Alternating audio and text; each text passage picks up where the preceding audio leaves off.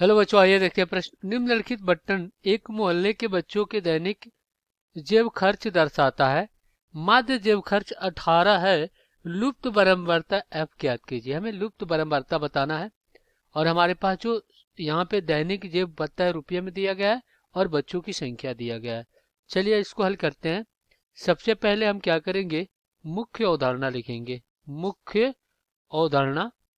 और हमें क्या करना है, माध्य बताना है। तो इसके लिए हम क्या करते हैं, यहाँ पे प्रत्यक्ष विधि का प्रयोग करते हैं माध्य ज्ञात करने के। तो यहाँ पे लिखते हैं प्रत्यक्ष विधि, जो कि सबसे आसान विधि होता है।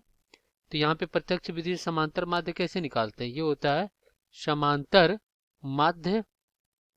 समांतर माध्य x बार बराबर होता है सिग्मा एफ आई और गुणे में एक्स आई और बटा में सिग्मा एफ आई होता है। तो चलिए दिए गए प्रश्नों को हल कर लेते हैं।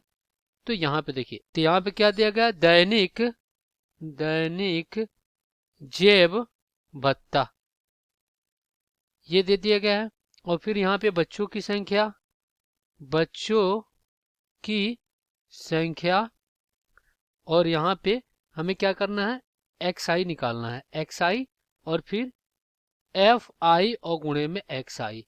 अब एक्स आई क्या होता है, एक्स आई होता है मध्यमान। इसको हम क्या कहते हैं, मध्यमान बोलते हैं। और ये कैसे निकालते हैं, हम क्या करते हैं, उच्च सीमा और प्लस निम्न सीमा, उच्च सीमा प्लस निम्न सीमा, और बटा में क्या होता है, बटा में 2 होता है। अब चलिए यहाँ पे ये आपका एफ आई है। तो देखिए ये आपका वर्ग अंतराल में दिया गया है। तो क्या देगा वर्ग अंतराल में, 11 से 13 में, 11 से 13 में कितने दिया गया, बच्चों की संख्या 7 है। और 13 से 15 में बच्चों की संख्या 6 है। और 15 से 17 में बच्चों की संख्या 9 है। और 17 से 19 में बच्चों की संख्या कितनी है, 13 है। और 19 से 21 में बच्चों की संख्या कितनी है, एफ है। और 21 से 23 में बच्चों की संख्या 5 है। और 23 से 25 में बच्चों की संख्या कितनी है, 4 है। अब हम क्या करते हैं, एक्स आई निकाल लेते हैं। तो उच्च सीमा प्लस निम्न सीमा, यानी क्या हो जाएगा, 13 प्लस 11 और बटा में 2। तो कितना हो जाएगा, 11 दूना 22, 2 कितना हो जाएगा 24, 2 से भाग देंगे तो कितना आ जाएगा, 12 आ जाएगा। तो हमें 12 मिल गया।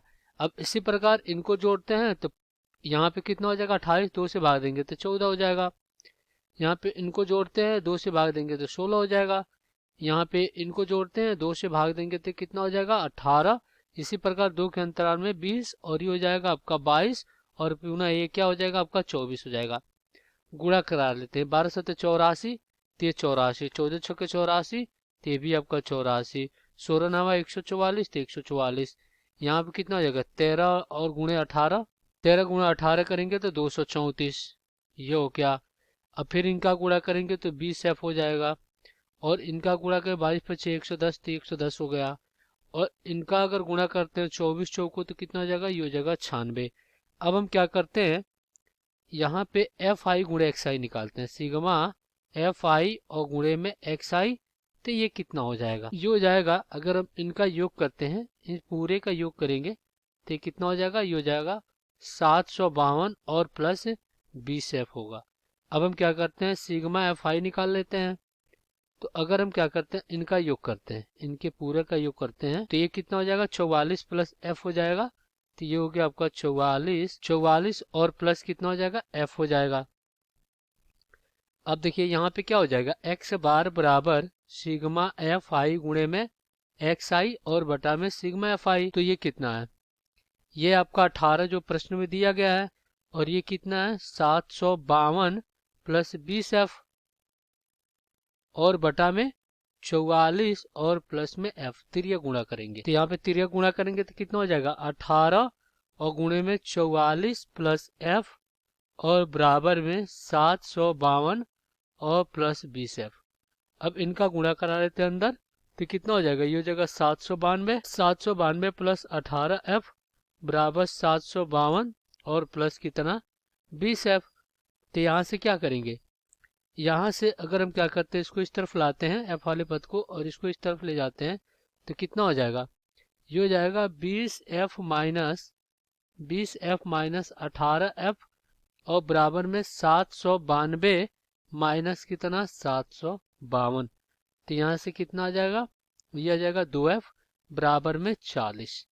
तो यहाँ से f बराबर कितना हो जाएगा? ये हो जाएगा 40 और बटा में 2, तो 20 बार में कट जाएगा। तो यहाँ पे लुप्त पद f का मान कितना आ गया? 20 आ गया। और यही क्या हो जाएगा? आपका उत्तर हो जाएगा। आशा करते हैं बच्चों ये प्रश्न आपको समझ में आया होगा। धन्यवाद।